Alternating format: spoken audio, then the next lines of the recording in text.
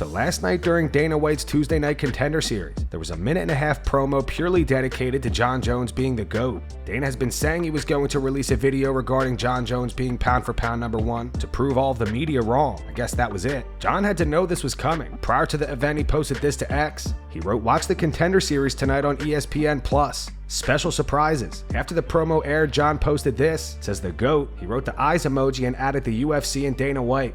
The funny part about this specific photo Jon used is if you zoom in on the bottom left corner, it literally says "I'm ducking Tom Aspinall." Jon must have gotten this random photo off X.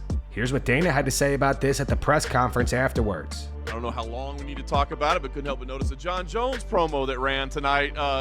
Yeah, it had a lot of things calling him the GOAT, talking about his accomplishments. Now, is that something you've been planning for a long time that just happened to roll out this week, or was that a direct response to anything that happened here last week? I was in the back. I didn't even see it air. I didn't even know they aired that. There was a lot of stats about him, who he's beaten. I don't know. Did you guys read them? There was a lot of stuff. Did you guys read the stats? It didn't talk a lot about the guys recently that he's beat. It talked about his whole career. Right. Still, well, you recently just beat the heavyweight, the #1 heavyweight in the world. Yeah. Hope you guys read that stat. You know what is great about technology? We're not far away from AI actually doing these rankings, and it'll be a great day when AI starts doing this. So I'm really excited about that. On to some more news regarding Dana. Last night, Dana reacted to Alex Pereira saying he will be moving back down to middleweight, regardless of the result in the fight against Khalil Roundtree. Alex said that he wants to fight Dricus Du Plessis for the belt. He posted this a few days ago. He wrote, "I'm focused on my next fight and I'm going prepared, but you never know what can happen. So regardless of the result, I want to go down one more time to the middleweight and go for the belt. Hey Dricus, bring your will to fight me so you can prove that you are better than me. With your public statement, it is easy to make this happen. Shama." Dana had high praise for Alex. Dana says this is the reason why people love Alex. Disagree. My take on him is he's nasty. That's my take on him. He wants to move up. He wants to move down. He wants to go That's why people love him. Those are the type of fighters that people love. Pereira wants to fight everybody. I love it. So what do you do with a guy like that when you have a guy like that? And Dricus, hey, look at the run Dricus is on, right? I mean, he's kicked and 1, 2, and 3. I think he's beat in the rankings and everything. So you promise a fight to Strickland. If Dricus comes out of that, would you grant Alex's wish, assuming he beats Khalil? I don't know. But the thing that's great about it is, first of all, I said a minute ago, it's why everybody loves him and he's great. But it also gives us a ton of options that, as we're in matchmaking, should we do this? Should we do that? Shouldn't we do this? Shouldn't we do that? I don't know. It's a good problem to have with a guy like him. Despite rumors of Khamzat Chimaev versus Robert Whittaker no longer being the co-main event of UFC 308, Khamzat posted some training footage to his Instagram today.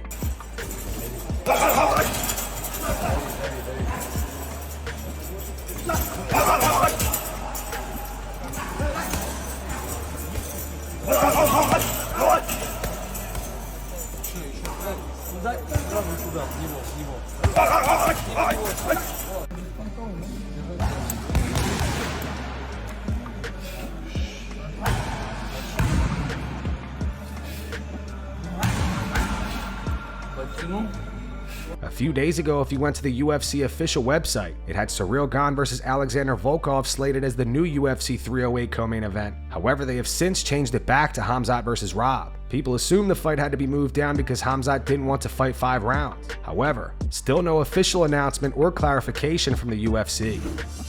Tyron Woodley claims that he was offered boxing matches against Floyd Mayweather and the former world's strongest man Eddie Hall. You know, the guy that just fought 2 guys at the same time. On the Overdogs podcast, speaking to Mike Perry, Tyron said, "I'm not down for these 3-week notice fights to build somebody else's name up. You see the heavyweight dude that fought 2 motherfuckers at one time at 365 pounds? Motherfuckers asked me to fight this dude on 3 weeks notice in Ireland in MMA. I took some time off, and then I had some guys b***ed out.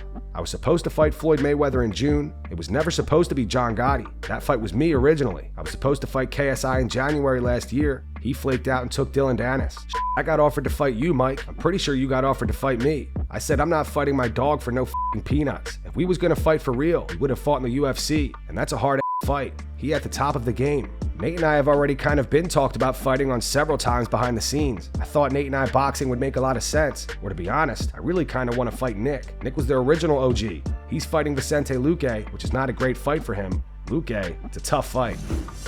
The last man to beat Alex Pereira in kickboxing is scheduled to fight on Dana White's Tuesday Night Contender Series in October. His name is Artem Vahidov. He and Alex fought twice in Glory. Alex won the first fight via split decision, and Artem won the second fight via majority decision. Recently, Artem did an interview and had words for Alex. He explains how to beat Alex and says he has no defense. Да, я как вижу, должен быть базовый ударник. Только базовый ударник может победить. Не ММА боец, не там, тем более там борец, грэплер, кто-то или что. Только базовый ударник, который, потому что вся его работа это только ударка, только кикбоксинг, там тайский бокс, колени. И тот, кто знает эту уже сферу там ударной техники, он знает, где тут защититься. Я вижу как бы ошибки, допустим, да, что защита у Перейры, почти отсутствует. Даже тот же самый первый бой с Блаховичем, не знаю, видели где. Поэтому защиту, все знают, что у Перейры защиты нету, но зато атака преобладает, дает компенсацию вот этому. Второй бой же все мы видели с Адесанью, как он попал. Также у него защита вот ручки вот здесь, голова вот здесь. Он тем более еще высокий.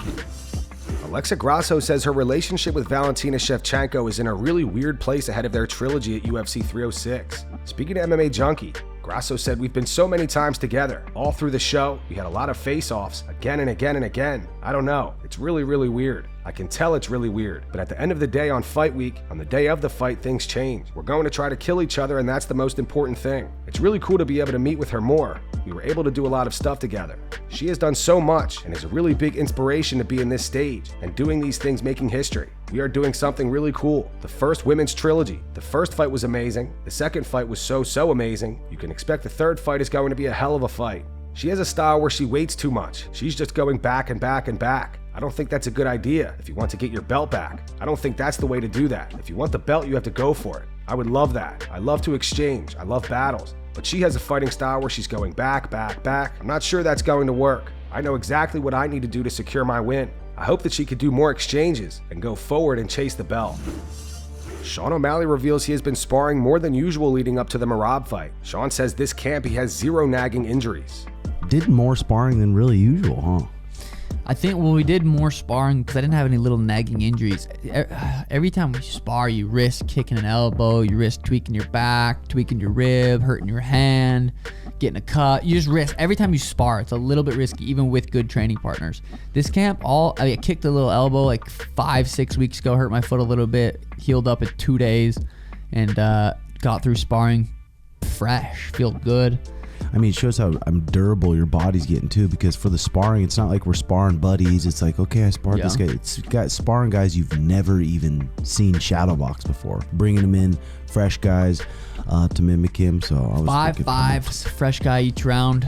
That was, I mean, that's the first time we ever did that, really. I mean, we've done 5. The first time I ever did any MMA 5 rounds was against Cheeto. We've done 4 rounds MMA and then held mitts and grappled and stuff. But the first time I ever actually did 5-5s MMA was against Cheeto, and then last Friday, we did 5-5s.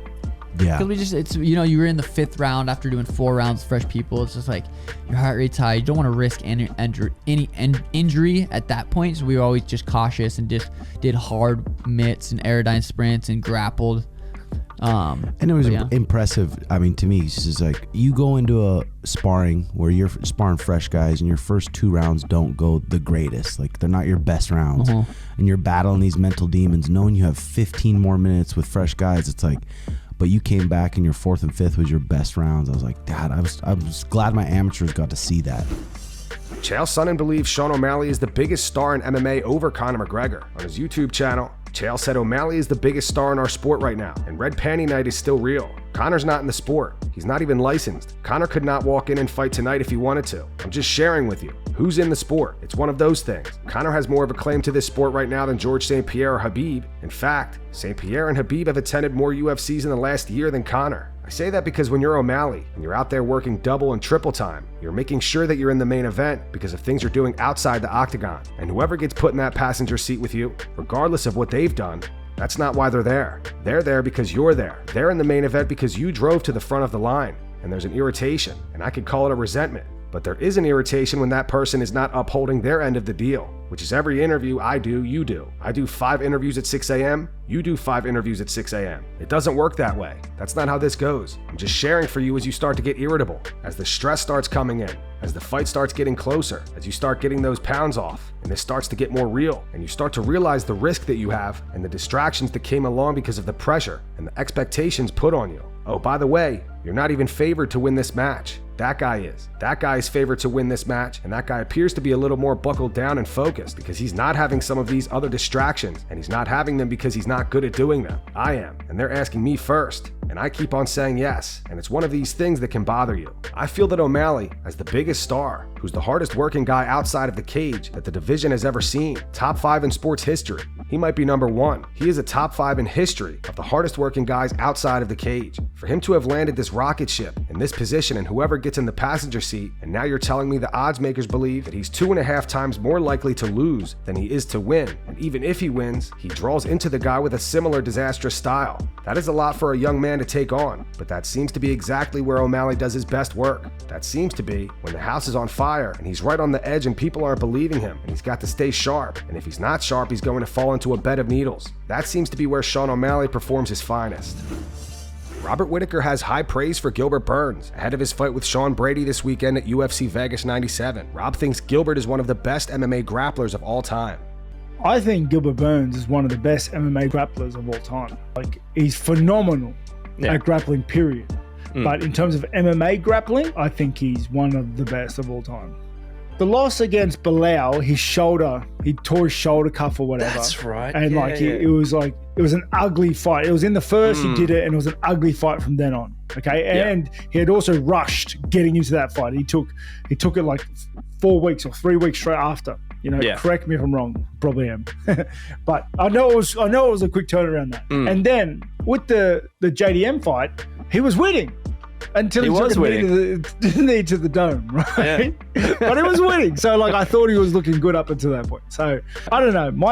My money's on Burns, okay? But crazier things have happened. Joe Rogan reacts to Floyd Mayweather firing a referee in the middle of his recent exhibition match against John Gotti. Joe agrees with Floyd and calls the ref terrible. Joe said the first referee was terrible. The referee called Floyd Mayweather for hitting behind the head. Absolutely incorrect call. Floyd threw a right hand, and it caught him right on the side of the head, and the referee claimed it was behind the head. So Floyd fired the referee in the middle of the bout. He stops the bout, and he's like, "Get the out of here." Well, we have some more concerns regarding UFC 306. Merab Dvalishvili posted new photos to his Instagram last night and is being called out for possibly having staph infection. These are the photos in question. As you can see, Merab appears to have something going on with his left arm. Many people in the comments are pointing this out and saying it's staph. What do you guys think about these photos? Post your opinions in the comments. On to some more news regarding UFC 306. Many outlets are reporting that the UFC is allegedly having a tough time selling tickets. Recently, Dana White reduced the live gate estimate. Forbes reported last month that Dana expected a gate of 25 to 27 million. However, in a recent interview with Kevin Iole, Dana lowered that number to 21 million. Also, the UFC has actually lowered ticket prices by a good bit. According to Forbes, the current lowest price for a ticket with a full view of the octagon and the sphere screen is currently $907.50 without taxes and fees. And on August 9th, the lowest price ticket was $1,657.50. And that's going to wrap it up for the news. Thanks for watching. For daily MMA news and content, subscribe to Full Mount MMA and click the bell icon to be notified when we post videos. Here are the 3 top comments from last video. The first one's from Chris Danks. It says, DC's face when he realized it was his fault he missed the barbecue is pure back fat energy. The second one says, Bilal talking about Sean having boring decisions is crazy. And the final one says, Habib teaching DC how to use his phone is crazy. Those were the 3 top comments from last video. If you want to be featured in the next one, all you have to do is comment down below. And if you missed yesterday's news, click the video on screen right now to get caught up.